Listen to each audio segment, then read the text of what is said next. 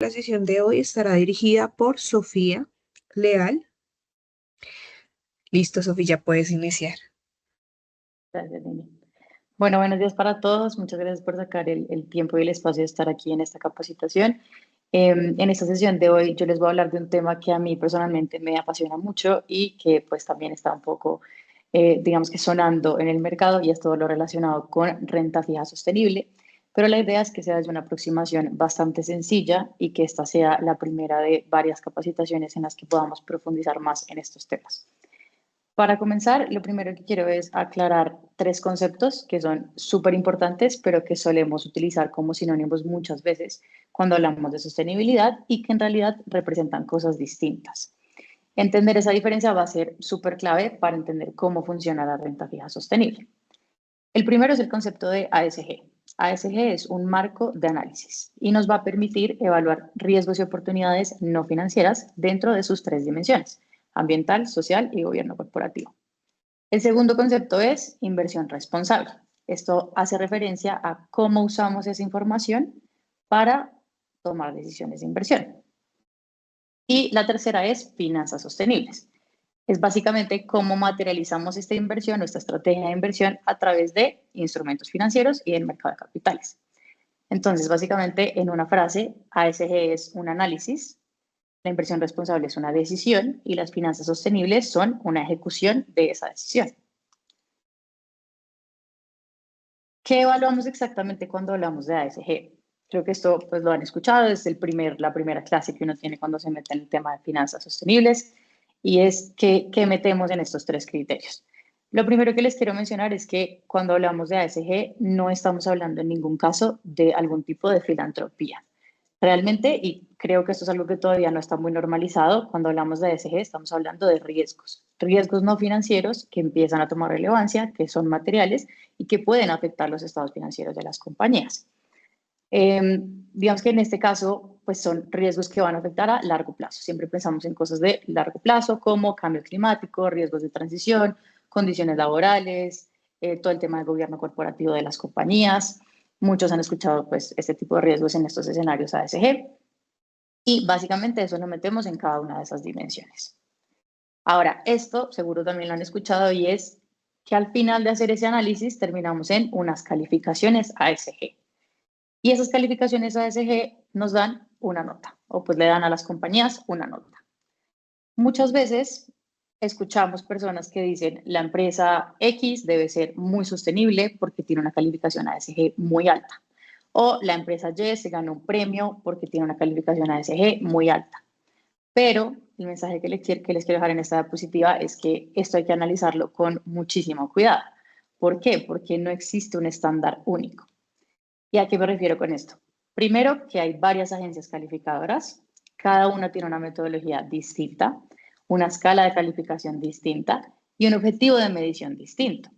Es decir, que no son comparables de entrada. Y segundo, las metodologías ponderan cada variable, A, S y G, diferente dependiendo de su sector. ¿Por qué? Porque la materialidad depende de su impacto. Como pueden observar en la gráfica de la derecha, el sector bancario, por ejemplo, tiene un menor peso en la variable ambiental, porque su actividad en ese ámbito, digamos que no es muy grande, no debería tener un mayor impacto en temas ambientales, pero tiene un mayor peso en la parte social. Digamos, su razón social pues, se dedica a tener un impacto en la parte social. O, por ejemplo, el sector energético. Pues, digamos que al contrario del bancario, que es la primera barrita que pueden ver, sí tiene un impacto muy grande en la variable ambiental. Entonces, esa ponderación dentro de la calificación es diferente y tiene un menor impacto en la parte social. En este sentido, no es lo mismo que un banco tenga una calificación alta en la dimensión ambiental a que una empresa de energía la tenga. Y por eso las calificaciones, o cuando vemos que una empresa tiene una calificación alta, ASG, tenemos que mirar primero qué calificación tiene en cada pilar, cómo se ponderan y compararlas con sus pares del sector. Así que digamos que estas comparaciones entre sectores no hacen mucho sentido en estos temas.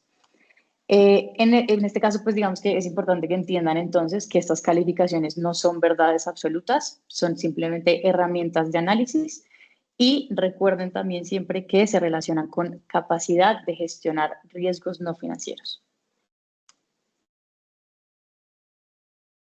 Listo. Ahora, una vez ya tenemos esa información, la pregunta sería, ¿qué hacemos con ella? ¿Qué hacemos con esa información ASG? ¿Cómo la incorporo en las decisiones de inversión? Ahí es donde entran las estrategias de inversión responsable, que en términos generales, o en la literatura en términos generales, encontramos 5. La primera es la integración ASG. Esto significa que incorporamos estos factores en el análisis financiero tradicional que hacemos de los emisores. Por ejemplo, cuando evaluamos el riesgo climático de un emisor puntual que me interesa tener en mi portafolio. Ahí estoy haciendo una integración ASG. La segunda es un screening positivo, que es screening negativo, que es excluir de nuestras decisiones de inversión sectores que no cumplen con ciertos criterios. Por ejemplo, yo dentro de mi portafolio de inversión tomo la decisión de excluir empresas dentro del sector de armamento. Ahí simplemente tomo la decisión de sacarlas porque no cumplen con esos criterios ASG. La tercera es el screening positivo, que ahí es donde selecciono a los mejores, los best in class de su sector, porque como ya vimos en la diapositiva anterior, el sector sí importa. Y ahí simplemente me voy a escoger aquellos que tengan la mejor calificación dentro del sector de comparables. La cuarta estrategia es la inversión temática, que hace referencia a invertir en sectores o actividades con un impacto específico. Por ejemplo, si yo quiero invertir específicamente en energía renovable o específicamente en transporte limpio o específicamente en algún tema de recurso hídrico. Ese tipo de cosas son inversión temática. Y la quinta sería la inversión de impacto, que muchas veces estas dos como que se asemejan bastante, porque esta busca invertir con una intención explícita de generar un impacto y la idea es que ese impacto se pueda medir. Entonces, la inversión de impacto puede ser a la vez una inversión temática cuando yo escojo invertir específicamente en un tema, por ejemplo, energía renovable, y en un proyecto en el que yo pueda medir, que sea medible y verificable, que se está generando el impacto real. Entonces, estas dos pues suelen como hablarse muy de la mano. Si se dan cuenta, digamos que este mercado ha evolucionado mucho, realmente ha pasado de evitar riesgos a incorporar riesgos no financieros en el análisis financiero, a terminar asignando capital de manera estratégica, dependiendo de la decisión de inversión pues, que el inversionista quiere tomar. Listo. Ahora, hasta este punto, todo lo que hemos visto sigue siendo bastante conceptual y se vuelve realmente tangible cuando llegan los instrumentos financieros como el vehículo para desarrollar esas estrategias de inversión. Ahí entran las finanzas sostenibles y específicamente a través de bonos sostenibles, préstamos sostenibles o financiamiento que esté vinculado al cumplimiento de KPIs que están relacionados con el desempeño ASG del emisor. En los mercados de capitales, esto se ve principalmente en renta fija, si bien no es el único mercado en el que pues, ya se están imprimiendo muchas cosas de finanzas sostenibles. Como este panel es de renta fija, vamos específicamente a hablar de eso con los llamados bonos temáticos o label bonds. Y rápidamente, porque sé que los han escuchado, no me voy a detener mucho en esto, un breve resumen de los bonos temáticos. Tenemos bonos verdes, que utilizan sus recursos para financiar proyectos con impacto ambiental positivo. Tenemos bonos sociales, que nuevamente utilizan esos recursos, pero para un proyecto con impacto social. Tenemos bonos sostenibles, que financian proyectos con ambos objetivos, impacto social e impacto ambiental. Tenemos los SLBs. Aquí también suele haber una confusión en el mercado. Los SLBs son distintos a los tres primeros. Los SLBs no tienen una etiqueta que los obligue a que los recursos deban ser destinados para un proyecto específico. Es decir, cualquier empresa podría financiarse con un SLB y usar los recursos captados para lo que considere. Un proyecto con impacto, sí, pero también para capital de trabajo, remodelación de una oficina. Realmente no hay distinción, no debe tener una distinción, pero se incluyen dentro del mercado de bonos etiquetados o bonos temáticos porque el cupón y las condiciones faciales del bono sí dependen del cumplimiento de unos KPIs que debe cumplir el emisor. Es decir, el emisor se pone unas metas, unos objetivos, y si los cumple, pues digamos que aporta a todo este tema de los bonos temáticos. Pero si no los cumple, la tasa cupón tiene un step up de 25 puntos básicos. Entonces, de alguna manera es un castigo hacia el emisor que va a tener que pagar una rentabilidad de más de 25 puntos básicos. En algunos mercados ya se está hablando también de, además de tener el step up, tener el step down, que si sí lo cumplo, entonces yo emisor me veo beneficiado de que mi tasa cupón baja 25 puntos básicos. No sé si alguno de ustedes ha escuchado de pronto una polémica que hubo con Enel, que fue uno de los primeros emisores en el mercado europeo de este tipo de bonos. Ellos pusieron un KPI bastante ambicioso, no se cumplió para la fecha de revisión y esa tasa cupón tuvo un step up de 25 puntos básicos.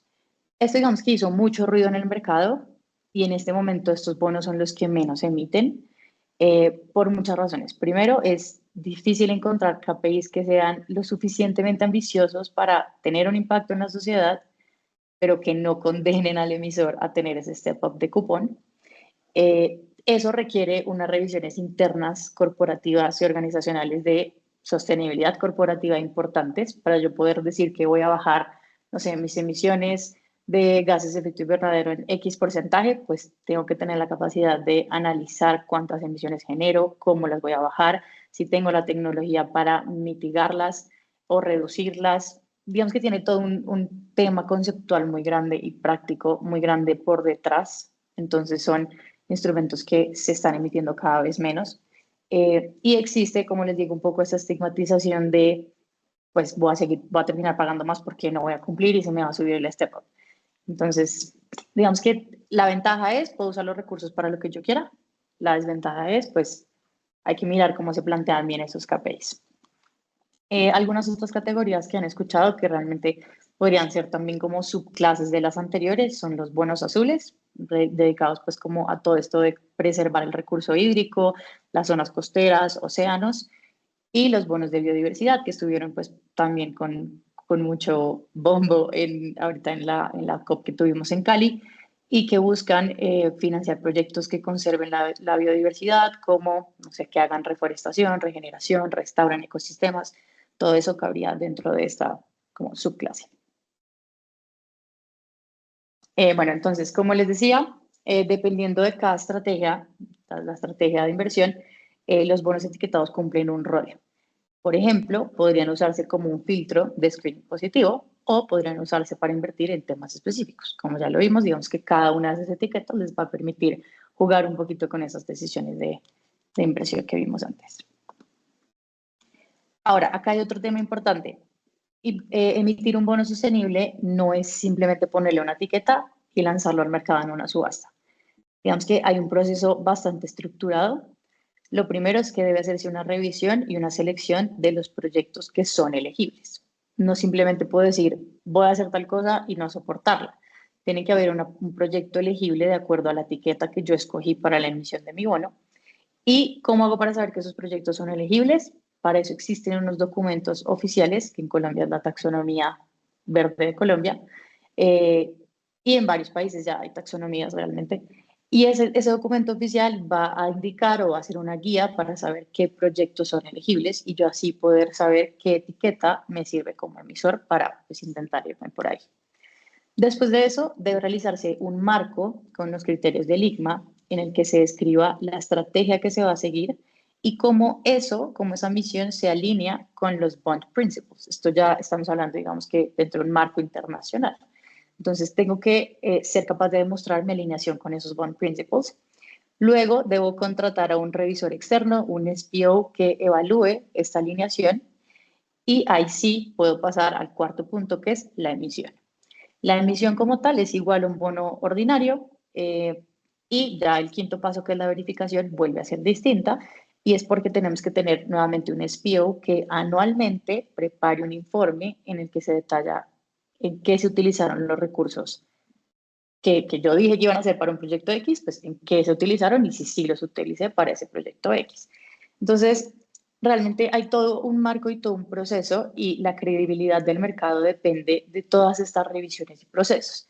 También seguramente han oído hablar mucho del greenwashing y el greenwashing y realmente aquí es donde tenemos que ser súper críticos de tener esas revisiones y si nosotros como inversionistas tenemos en nuestro portafolio bonos etiquetados, es posible, se puede revisar el informe anual. Y en el informe anual debería estar súper explícito en qué proyectos usa el dinero, a qué objetivos de desarrollo sostenible le pegan y de alguna manera así estar tranquilos con que esa inversión sí está generando el impacto que yo pretendía que generara. Digamos que acá hay otra discusión pendiente y es, en caso de que no, ¿qué pasaría? En el caso de la deuda pública, deuda privada colombiana, los SPOs que están vigentes, los informes vigentes, todos parecen declarar que efectivamente los recursos se están usando en donde se pretendía. Pero no ha llegado el caso en el que, digamos, que ocurra que el emisor establezca que eso no pasó y pues habría que pensar, o digamos que es una discusión mucho mayor, de si esos bonos pierden o no su etiqueta y qué implicaciones traería eso para el mercado financiero. Listo. Ahora, digamos que ahora que sí nos vamos a meter en todo este tema de renta fija puntualmente, hablando del mercado de bonos etiquetados, les quiero mostrar o darles un poco de color del panorama global, pues de cómo se ve esto internacionalmente. En la primera gráfica pueden ver las emisiones en billones de dólares por año, agrupado, y las etiquetas que se emitieron. Y en la segunda van a ver por región que ha contribuido a esas emisiones. En términos generales, vemos que la etiqueta verde fue la pionera y es la que ha predominado a lo largo de los años, desde que el mercado inició, con más o menos un 57% de lo emitido en los últimos 5 años, que son más o menos 2.4 billones de dólares. Esto está muy relacionado con toda la atención que recibe en este momento el tema netamente ambiental, todo lo que hablamos de cambio climático, de transición energética, energía limpia, renovable, recurso hídrico, todo eso, todas esas tendencias empiezan a entrar dentro de la parte ambiental y por eso emitir en la etiqueta verde pues hace sentido. Sigue la etiqueta sostenible con un 21%, la etiqueta social con un 16% y los SLBs, como les decía antes, que han venido bajando su emisión con un 6%. Por lo que les decía, genera un poco de desconfianza y miedo del emisor de pues, no tener una afectación en el step-up del cupón. El mercado de bonos temáticos en cuanto a regiones está dominado por Europa. Esto es un mercado 100% internacional y 100% europeo. Tiene el 50% de sus emisiones en los últimos 5 años, que son más o menos 2.2 billones de dólares. Le sigue Asia. En Asia se emite el 17% más o menos. Seguido a eso, se clasifican en una, como si fueran una región, las supranacionales, que son todas estas entidades como el BID, IFC, pues que también le han metido un montón la ficha a este mercado, tienen el 15%, Norteamérica tiene el 11%, que además, aquí hago un paréntesis, Norteamérica tiene un porcentaje muy pequeño y no hay expectativa de que eso crezca. ¿Por qué? Porque como ustedes saben, Estados Unidos es una región sumamente polarizada con todos los temas ASG y con las decisiones de sostenibilidad encabezadas por su presidente actual. Entonces, pues eso no ha tenido en ningún momento como una visión clara de despegar al punto de llegar, por ejemplo, a lo que hace Europa hoy en día. Y Sudamérica es apenas el 3% del mercado global.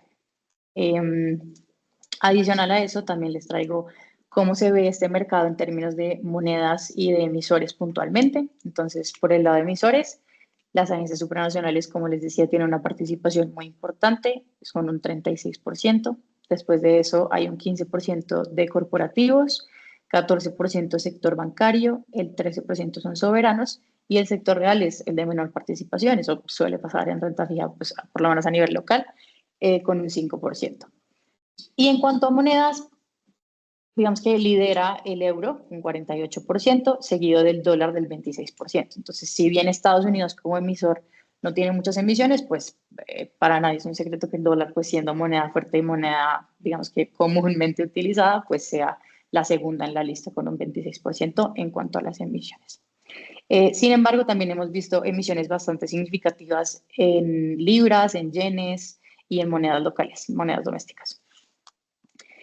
Acá el mensaje más importante es que este ya no es un mercado de nicho, realmente es un mercado que está creciendo por regulación, está creciendo por demanda institucional y está creciendo por mandatos ASG. Ya digamos que cada día hay más mandatos ASG que las organizaciones tienen que tener dentro de sus objetivos y pues se deben cumplir. Y ahora, pasando de todo este color un poco del mercado global, pasamos a el panorama en Colombia. Entonces, ¿cómo estamos en Colombia? ¿Cómo nos vemos nosotros dentro de ese 3% de Sudamérica? Pues la verdad es que no nos vemos tan mal. Nosotros hemos sido incluso pioneros en algunos aspectos y comparándonos, digamos, con Latinoamérica, Centroamérica, no estamos para nada atrasados, realmente vamos bastante adelante. Primero podemos hablar de lo que es deuda pública. Entonces, en deuda pública fuimos el primer país en América Latina y el Caribe que fijó el precio de unos bonos verdes soberanos en moneda local. Esto fue en el 2022 y lo hicimos copiando el concepto de Twin Bonds de Alemania, que es básicamente replicar un bono ordinario, simplemente ponerle una etiqueta. Esta emisión en el 2022 fue por 2.1 billones de pesos, se hizo al 2031 y fue a través de 4 subastas que tuvieron métricas de bid to cover bastante buenas. Fueron de 4.6, 1.5, 1.5 y 3.7. Y esto pues le mostró al mercado un primer o pues un inicial fuerte apetito por este tipo de emisiones. Adicional a eso, en el 2020 tuvimos la circular externa 028 de la superfinanciera, que empieza a establecer esas instrucciones sobre la emisión de bonos verdes. Digamos que acá se plantean recomendaciones de buenas prácticas, instrucciones de lo mínimo que debe tener el prospecto para la emisión, que como les decía ahorita, tiene que tener una alineación con los criterios del ICMA, una alineación con los Bond Principles, una alineación con la taxonomía de Colombia, que llegó después de hacer nuestra primera emisión. Y tiene todas las políticas también de revelación de información, que incluyen la identificación y la evaluación de los riesgos sociales y ambientales. En el 2021 se creó la taxonomía verde, que lo que les mencionaba antes sirve como un documento guía para clasificar los activos y ver qué proyectos podrían ser elegibles para qué etiqueta. En el 2023 tuvimos otra operación importante, emitimos por primera vez bonos sociales en el mercado internacional, fueron 2.500 millones de dólares en dos referencias distintas, cada una por 1.250 millones de dólares, con vencimientos en el 35 y en el 53. Y de hecho esto ya lo hemos venido renovando, pues el año pasado también se emitieron. Inicialmente se emitieron con cupones del 8 y el 8,75 y la emisión alcanzó una demanda histórica de 12,9 billones de dólares, es decir, 5.1 veces el monto emitido en el momento más alto de la construcción del libro. Entonces, pues realmente eso también fue algo bastante impresionante para la misión colombiana. La misión temática colombiana fue una muestra de apetito muy grande por nuestra deuda, por esas tasas. Obviamente tenemos que ver también el contexto macroeconómico en el que estábamos en ese momento. Pero bueno, nos dio una señal de que esto podría ser algo que interesaría. En el 2024 se amplió un poco el marco de bonos soberanos y se incorporó a la taxonomía otro tipo de etiquetas como la social y la sostenible. Y bueno, ya finalmente como un último dato, en 2025 Bogotá hizo una emisión de un bono verde por 600.000 millones de pesos que la respaldó IFC y pues esto la constituye como la primera ciudad de Latinoamérica en hacer este tipo de operaciones. Hablemos ahora de entonces la deuda privada colombiana, cómo se ve la deuda privada. Como pueden ver en la gráfica, ahí en la presentación, en Colombia la primera emisión fue verde, que en este punto de la presentación espero que ya no les sorprenda, fue la pionera a nivel global y fue realizada por Bancolombia.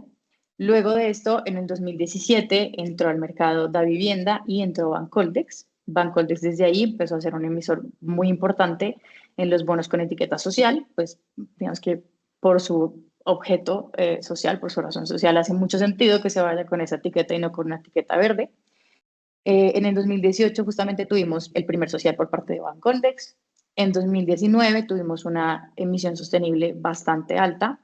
Si se han dado cuenta, la emisión sostenible acá en Colombia en deuda privada ha aumentado, ha tenido bastante participación y eso es porque acá, digamos que resulta más fácil emitir sostenible en el sentido de que hay más proyectos elegibles. No tengo que ser una empresa dedicada 100% a temas sociales o 100% a temas ambientales.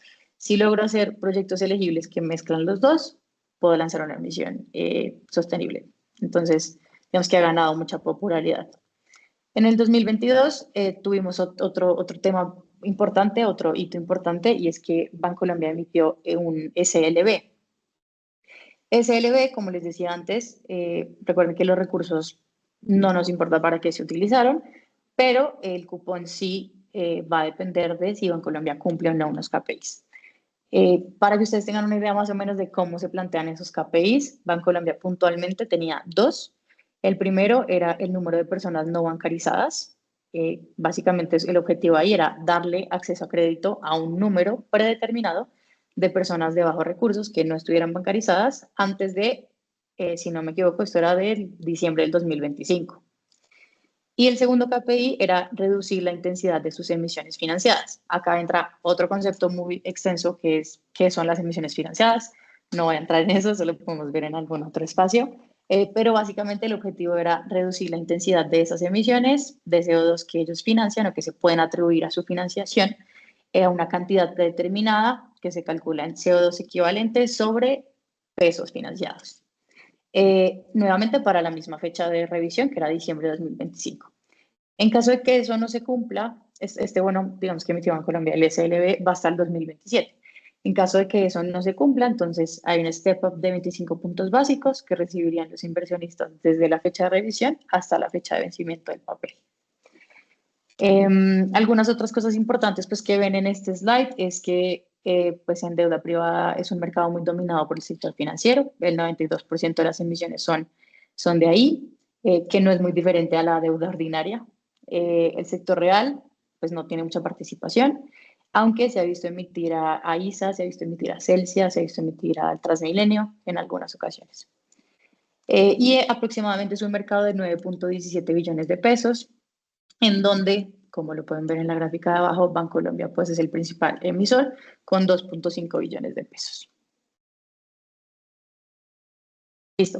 Y ahora que ya hicimos un recorrido por ese concepto ASG, por todo lo que está relacionado con las calificaciones corporativas, por las estrategias de inversión sostenible en las que podemos usar esos criterios y por los vehículos de renta fija disponibles, digamos que en el mercado temático para ejecutar esas decisiones, vamos a hablar de un concepto que es muy importante y que en mi opinión está un poquito estigmatizado y es el concepto del greening.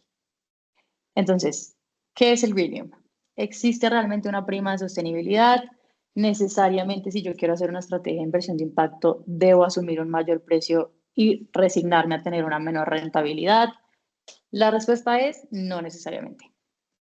Digamos que este concepto es en el que todo se empieza a volver un poco financiero, porque acá ya empezamos a hablar del pricing. Y empecemos por la definición básica. El greenium es la diferencia de rendimiento que hay entre un bono verde, o un bono temático y un bono convencional que sea comparable. De entrada, quiero que noten que en el universo de renta fija no hay muchos bonos que sean comparables. Y por esto es que en Alemania se hizo la emisión bajo el concepto de Twin Bond, que nosotros la replicamos en Colombia con los test verdes, y por eso los test del 31 y los test verdes del 31 sí son bonos comparables. Son exactamente iguales, simplemente uno tiene etiqueta y el otro no. En ese caso, sí podemos analizar un greening. Pero, ¿qué pasa con la deuda privada colombiana? Aquí ya la cosa no es tan fácil. No tenemos bonos del mismo emisor, con la misma calificación, con la misma fecha de vencimiento, con la misma tasa cupón, pero que uno esté etiquetado y el otro no. Y por ende ahí el greenium ya empieza a ser muy conceptual y muy aproximado. En Europa, por ejemplo, hay un mercado temático muchísimo más desarrollado y hay entidades como Crédit Agricole que son capaces de sacar cada cierto tiempo, si no estoy mal es mensual, un informe de greenium bastante extenso en el que analizan tanto la deuda pública como la deuda privada e incluso son capaces de llevarlo a subniveles de emisor, sector o incluso país. Es decir, ellos tienen todo un modelo que si no encuentran bonos comparables, empiezan a hacer ciertos supuestos, interpolaciones, extrapolaciones, para calcular o dar una noción, un color de dónde está el greenium a nivel países de Europa, sectores productivos y emisores. No todos los bonos de los mismos emisores, de un emisor, perdón, tienen el mismo greenium. Eso porque, por supuesto, ellos tienen mucha más información. Eso acá en Colombia sería soñado, pero no estamos en la capacidad de hacerlo en este momento porque no tenemos esa información y las emisiones todavía son pues muy pocas. Con todo y esto, digamos que el modelo pues, de crédito agrícola tiene, pues, es bastante robusto, si bien tiene pues, hartos supuestos. Hay algo que nos muestra muy importante y es que ese greenium entonces no es homogéneo. Y digamos que acá les traigo un poco para que puedan ilustrar eso, un recuadrito a la derecha en donde pueden ver que mientras corporativos europeos pueden estar con un greenium de entre menos 1.8 puntos básicos y menos 3 puntos básicos, sectores intensivos podrían estar entre menos 2.5 y menos 9.5 y los soberanos en este momento están en +1 y +3. Es decir, no tienen un greenium, están en un tipo de anti-greenium en el que el título verde está pagando más, tiene una rentabilidad superior. Entonces, es un concepto que hay que mirar con muchísimo cuidado y que tiene algunos drivers que podrían o no determinar, digamos, que su magnitud. El primero de esos es la oferta y la demanda. Simplemente una escasez de oferta de bonos etiquetados frente a una alta demanda de mandatos ASG, presiona sus precios al alza, bajando sus tasas de rendimiento. Esto en Colombia lo vemos claramente, como les contaba antes, tanto en deuda privada como en deuda pública, cuando vemos esas métricas de bid to cover en las subastas, perdón, de 2, 3, 5 veces, eso necesariamente va a bajarnos las tasas de rendimiento. El segundo driver importante es la liquidez secundaria. Hay menor liquidez en estos bonos etiquetados, muchos por mandato son una compra de buy and hold, no tiene circulación. Eso puede reducirnos el greenium o incluso volverlo positivo. El sector del emisor, como vimos, el sector es importante, tiene materialidad. Entonces, los sectores que tengan una alta materialidad ASG, como el oil and gas, por ejemplo, o el sector energético, tienen mayores primas verdes, en general 9.5 puntos básicos en promedio. Y el cuarto driver es el supply de nuevos bonos. Entonces, un mayor volumen de esas emisiones pues tendería a reducir la prima verde, que es lo que llamamos un efecto de normalización. Aterrizando esto al contexto de Colombia, les traigo la gráfica de la izquierda, que es el greenium de los test de 31 en lo que llevamos del 2026. Y pues acá espero que a muchos les sorprenda que en este momento ese spread es positivo. Es decir, no hay un greenium visible en el mercado. Y en este momento, un inversionista que afirmó que invertir en bonos verdes siempre era tener menor rentabilidad y pagar más por él, pues estaría equivocado. En este momento ese inversionista que tiene una posición en el test verde obtiene una mayor rentabilidad que el del test ordinario. ¿Cómo ha evolucionado, digamos, que esto desde su emisión? Para eso está el recuadro más chiquito en el que les muestro que, digamos, el promedio de ese greenium a lo largo de los años desde su emisión. En 2022 estuvo en -9 puntos básicos, en 2023 estuvo en -7, en 2024 se amplió ese spread a -16 y en el 2025, perdón, no solamente se contrajo, sino que ahí se reversó y tuvimos un anti-greenium de 7 puntos básicos positivos. Y en lo que vamos de este año vamos en +10 puntos básicos. Entonces, el mensaje más importante de aquí es, no es una regla que los bonos verdes siempre paguen menos, muchas veces es una condición de mercado. Y esto incluso podría permitir construir estrategias de arbitraje, en este caso, pues considerando que asumimos el mismo riesgo al ser bonos gemelos. Y un ejemplo muy sencillo que les traigo aquí es hacer algún tipo de trade de spread de ese greenium. Si ustedes consideran que en el momento en el que estamos de +10 puntos básicos no es normal y es algo, digamos que temporal, y esperan que eventualmente exista una normalización de ese spread y una nueva aparición del greenium, es decir, que el bono vuelva a pagar menos que el convencional, el bono verde, le apuestan a una compresión del spread. ¿Cómo le apuestan a una compresión del spread? Entran en una posición larga en el verde, una posición corta en el convencional, y en el escenario en el que haya un rally de renta fija y que ese spread se comprima, que es lo que realmente les importaría en este caso, pues obtendrían las ganancias de esa estrategia. Ahora, por supuesto, toda estrategia tiene riesgos, no es tan sencillo como lo acabo de decir. De entrada, pues hay un riesgo base, y es que los dos bonos no se mueven perfectamente correlacionados. Hay un riesgo de liquidez, es que los test verdes tienen mucho menos volumen, por ende tienen menor liquidez. Hay un riesgo del costo de financiamiento, digamos que el costo de tomar prestado de los test ordinarios para hacer algún tipo de short puede ser alto. Hay un riesgo de timing, puede que el greenium positivo persista más de lo esperado. Realmente, digamos que este año ha sobrepasado un poco lo que se creía que podía llegar a pasar, se creía que podíamos llegar al +7 y volver a bajar, y realmente pues hemos tenido un constante por encima, digamos que un constante spread positivo por encima del 7. Y pues hay un riesgo de mark to market que pues, definitivamente si el spread se sigue ampliando, pues enfrentarían digamos que las pérdidas de la decisión. ¿Qué podría hacer, digamos, que ese spread se normalice? Un mayor supply de test verdes, que se reduzca, digamos, la escasez. no solamente del verde, sino de otras etiquetas, que el ministerio ya empiece a pensar en la emisión de otras etiquetas, de unos T sostenibles, de unos T sociales, podría volver el greenium negativo nuevamente. Un aumento de la demanda de ese institucional, eso va a presionar el precio, digamos, del verde pues al alza. Que haya una mejora en la liquidez de ese papel, digamos que si bien ese papel está dentro del sistema de creadores, pues no tiene la, la misma la misma liquidez y no se cuenta para ciertas métricas tampoco. Y precisamente que haya una mayor profundidad desde creadores de mercado. Digamos que eso haría que el bid offer spread se reduzca y por ende que el greenium pueda como volver a ser negativo. Y bueno, ya para cerrar y como conclusión de este primer espacio, básicamente los mensajes que quiero que se lleven, que han sido muchos, pero espero alguno de estos les quede, es claridad sobre lo que significa ASG.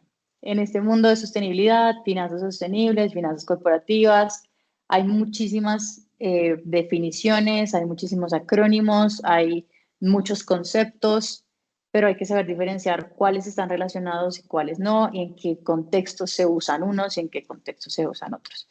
Entonces, ASG no es lo mismo que finanzas sostenibles. Un emisor con buena calificación ASG no es lo mismo que un emisor que emite un bono verde. Un emisor que emite un bono verde puede tener la peor calificación ASG del mundo. Nada tiene que ver.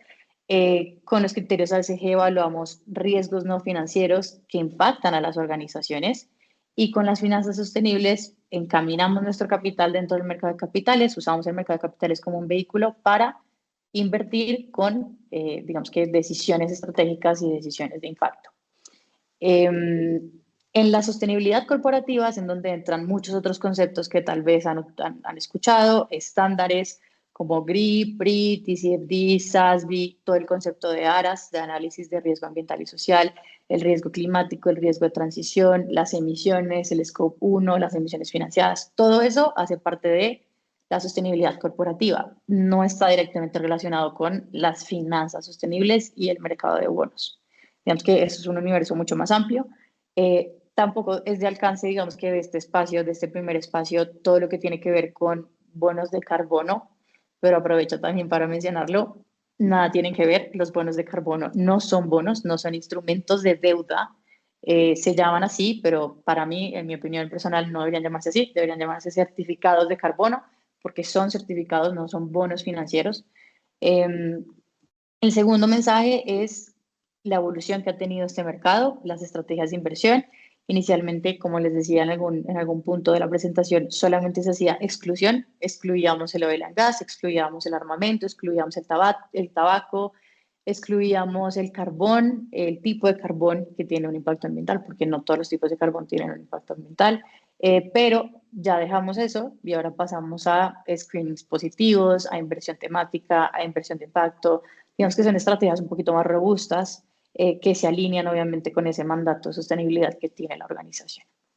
El tercer mensaje es que en renta fija los bonos temáticos son un vehículo para canalizar pues, nuestra inversión. El cuarto mensaje es el mercado temático global, más o menos ronda en los 4.3 trillones de dólares acumulados.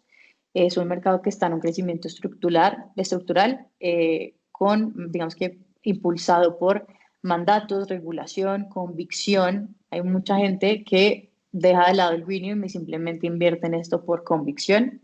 Está perfecto también. Y el quinto mensaje, que pues es el último que vimos, y es que ese greenium no siempre existe, que generalizar un menor rendimiento por parte de estos papeles es un error y estigmatizar al mercado de renta fija sostenible por esto mismo también es un error.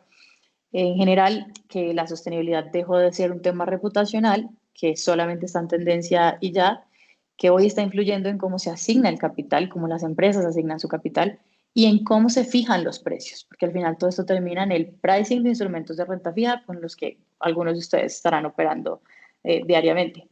Y en renta fija, pues eso ya no es una tendencia, lo estamos viendo, es una realidad que va a afectar tanto a inversionistas como a emisores, pues que obviamente van a estar de cada lado pues de la moneda, viendo cómo ese pricing pues les va oscilando. Y bueno, esa era toda la presentación que tenía hoy. Muchísimas gracias nuevamente a todos por su tiempo. No sé si alguno tenga dudas, preguntas que quieran resolver. Y bueno, ojalá nos podamos ver en algún otro espacio para seguir hablando de todos los otros temas y todos los otros conceptos y aclarar desde lo más básico hasta cosas un poquito más complicadas, sin decir que son complicadas, sobre todo lo que tiene que ver con sostenibilidad.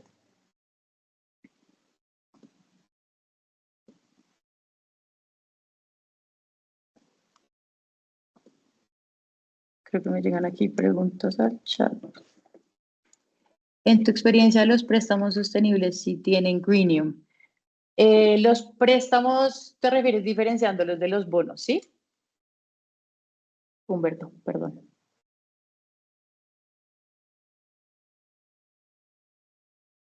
Ok. Bueno, en los préstamos es muy difícil calcular un greenium, o sea, en los préstamos como tal, por ejemplo, tú puedes adquirir un préstamo con un banco internacional, un préstamo ASG o un préstamo atado a KPIs sostenibles y ellos te dan una mejor tasa. En eso sí, digamos que los préstamos como tal sí te reconocen una mejor tasa. Incluso acá en Colombia hay reconocimiento cuando haces, por ejemplo, coberturas sostenibles. Bancolombia también está otorgando mejores tasas por coberturas sostenibles. Obviamente tiene todo un proceso de revisión previo, ¿no? No cualquiera puede acceder a ella, no cualquier cobertura se aprueba, pero en esos casos como de reconocimiento hacia un cliente sí puede haber una menor tasa. En lo que no siempre hay una menor tasa es ya como tal en el mercado de capitales, en los bonos que negociamos, pues digamos que a diario. Ahí no necesariamente. Y el mejor ejemplo es lo que veíamos con los test verdes, que hoy no tienen una menor tasa, hoy tienen una mayor. No sé si con eso contesté tu pregunta.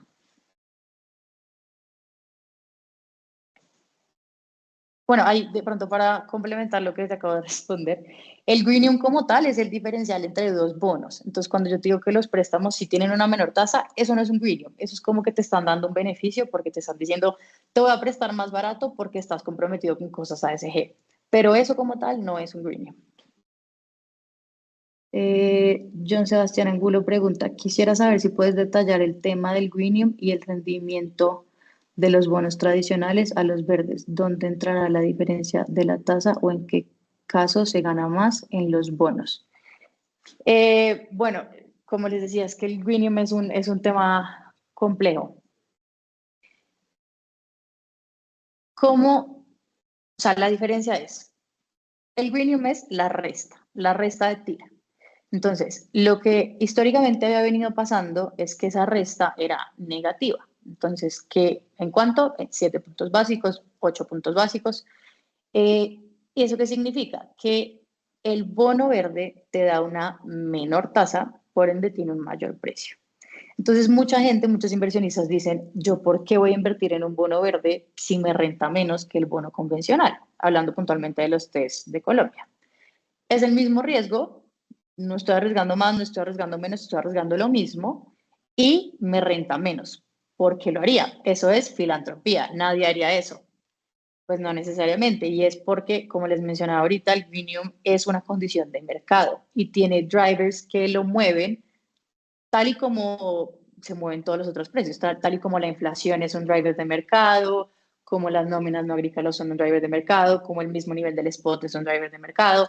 Entonces, ¿qué está pasando ahorita? Digamos que en este momento hay una demanda bastante importante por estos papeles y hay una escasez de la oferta.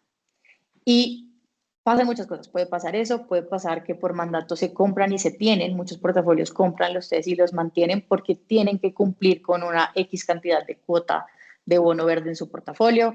Entonces, eso también está empezando a afectar las tasas. Y hoy en día, esa resta que te decía es positiva. Entonces, hoy en día, una persona que tenga el verde tiene una rentabilidad en TIR superior a la del bono convencional, nuevamente asumiendo el mismo riesgo.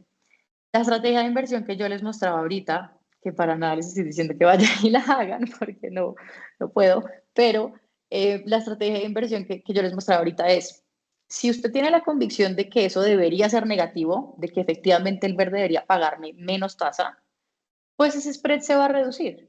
Entonces es como una estrategia de spread de test, cuando tú haces una estrategia de spread de test de cualquier referencia. Básicamente es lo mismo, es apostarle a que el spread se va a reducir. porque estoy convencido de que eso no puede ser así y de que el verde me tiene que rentar menos. O simplemente porque veo la historia y digo, históricamente esto ha sido negativo, debería volver a ser negativo. Entonces le apuestas a qué? Meterte en una posición larga en uno, corta en el otro, a disminuir el spread.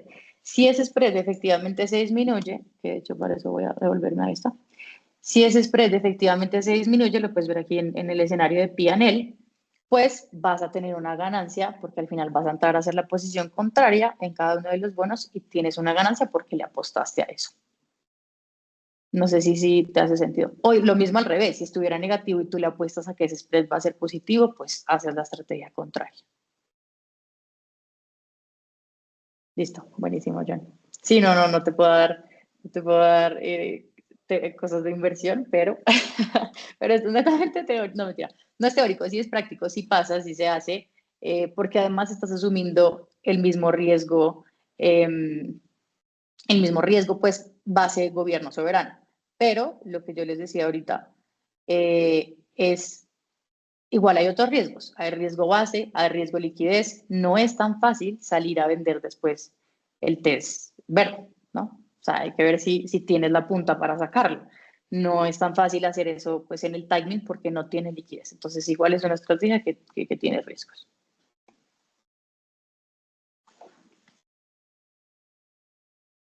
No sé si alguien tiene alguna pregunta adicional.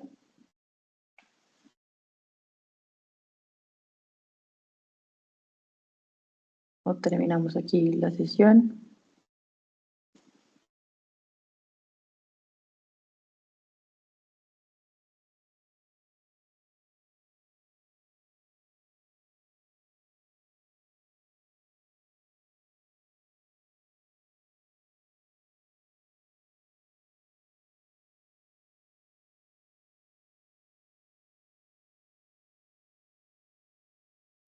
Curvas diferenciales, esa pregunta está muy buena, Humberto, eso toca en un nivel medio, medio de capacitación.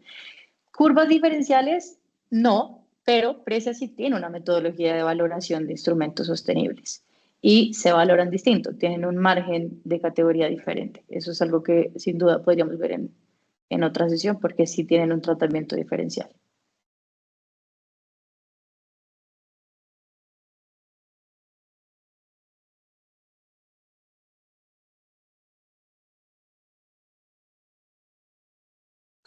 Yo tengo bonos emitidos y estos cuentan con una calificación ASG para la normativa colombiana. ¿Cómo sería la correcta forma de darles criterio para la circular?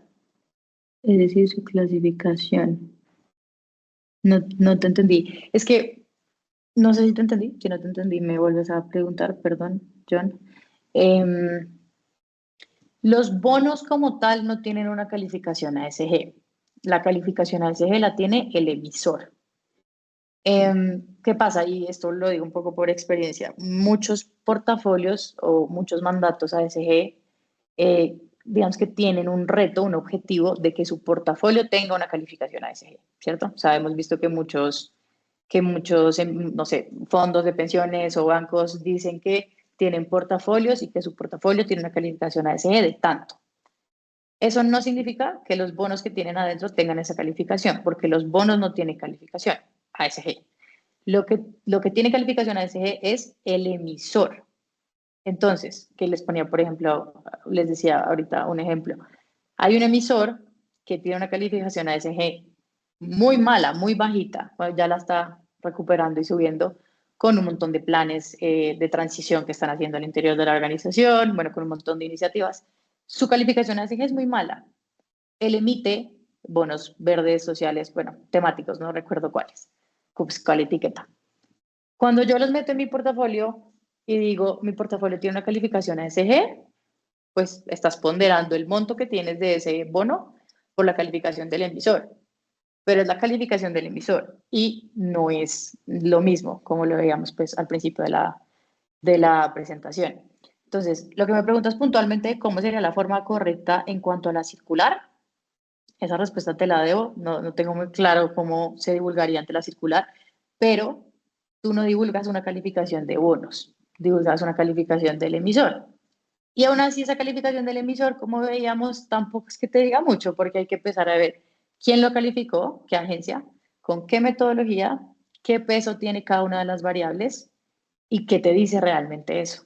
Porque una calificación, por ejemplo, hay una calificadora que la calificación ASG es, o sea, el resultado es la capacidad que tiene la empresa para gestionar sus riesgos no financieros. Una nota alta, súper bueno.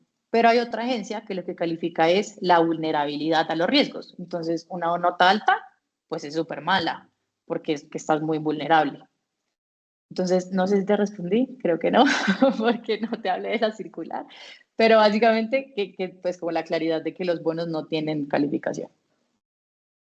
ASG, calificación crediticia, por supuesto que sí tiene. Que esa es otra discusión que hay que llevar al mercado en algún momento, y es si esas calificaciones crediticias deberían o no afectarse por la calificación ASG del emisor, como cualquier otra variable que se tiene en cuenta dentro de la calificación crediticia. Pero ese es otro tema también. Muchas gracias, John y Humberto, por todas sus preguntas. Ahora sí creo que vamos a cerrar el espacio, ya me están cortando. Gracias a todos por el tiempo nuevamente y nada, espero podamos vernos en otra sesión. Les estaremos mandando la presentación ahí a los que escriban al correo que pasó Lina por el chat. Que esté muy bien.